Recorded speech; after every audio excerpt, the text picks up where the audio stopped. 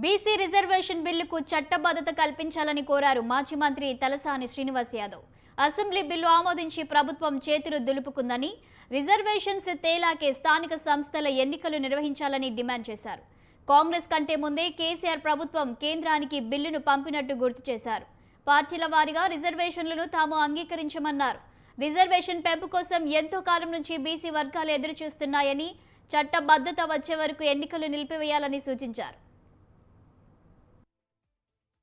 జాతర బోనాల సందర్భంగా ఆకాలి టెంపుల్ కానీ చుట్టుపక్కల ప్రాంతాల బస్తీలు కానీ ఈరోజు విజిట్ చేసినటువంటి బడ్డిమేటు కానివ్వండి, సెకండ్ బజార్ ప్రాంతం కానివ్వండి, మారుతి వీధి, అదేవిధంగా రాజేశ్వరం థియేటర్, సజన్లాల్ స్ట్రీట్, ఇక్కడ ఏంటంటే స్థానికంగా కొన్ని సమస్యలు ఉన్నాయి.